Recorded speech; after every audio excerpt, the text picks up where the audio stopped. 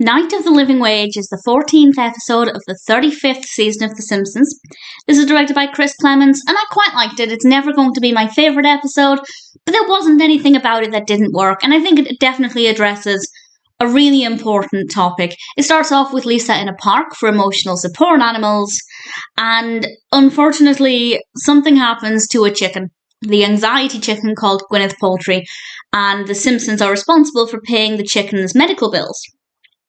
And it's a lot. So Marge realises she needs to get a job. And as I've mentioned before, I love it when The Simpsons is very aware of itself. And Marge says she's going to do something she's never done before. She's going to get a job.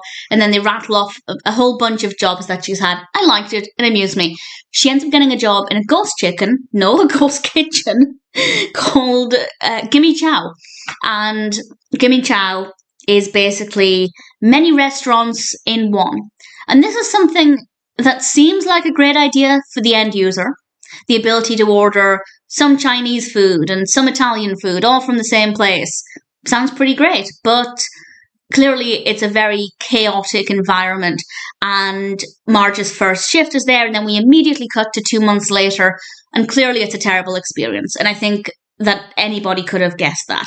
And Marge goes to work again, and we see the Simpsons, by which I mean Homer, Lisa, and Bart, ordering from Gimme Chow. And they just order with a touch of a button, no sweat for them. And then we cut to Marge and the others in the kitchen having to struggle with all of these orders. And they then give the employees ankle bracelets, motivational ankle bracelets that zap them when they're not moving enough. And then they find out that they're not getting any overtime because their shift goes till midnight and then they carry on working. And even though it's technically over their scheduled hours, it's a new day, so it doesn't count, which seems really, really dodgy. And the episode does a really great job of highlighting some pretty disgusting working conditions. And Lisa suggests they form a union, and that's the main part of the episode. And as I said, there were spoilers as I explain what happens with this. And Marge, quite rightly, isn't allowed to be fired for starting a union, but they decide to promote her to delivery driver.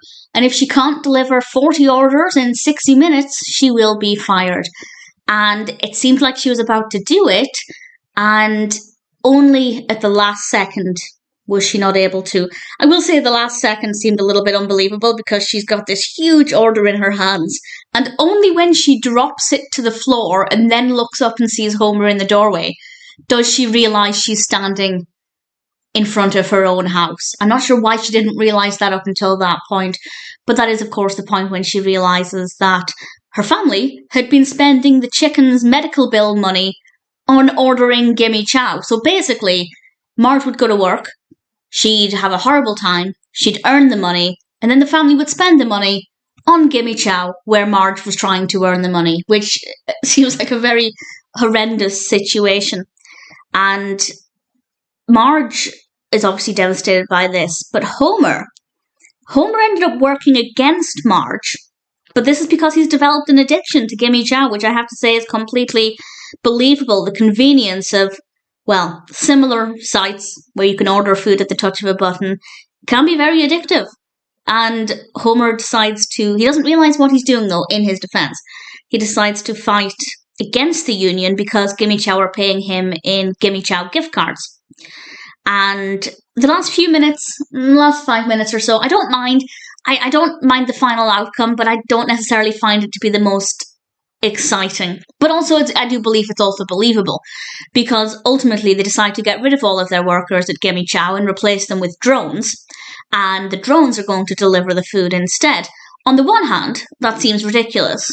On the other, I can kind of see that becoming a reality. That seems like a really terrible situation, but at the same time, it kind of makes sense as well. And Homer manages to stop all of the drones delivering, and then it's just raining food. Very much reminded me of Cloudy with a Chance of Meatballs, and beautifully, beautifully animated.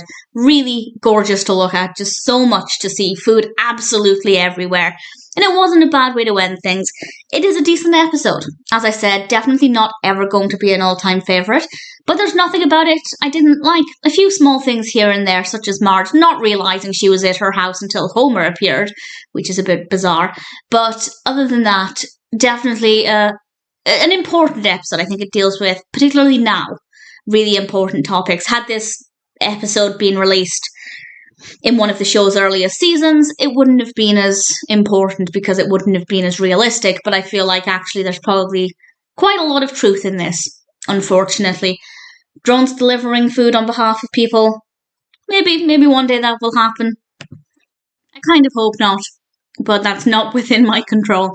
Not a bad episode, definitely one that I think is really important, and I'll probably watch it again at some point.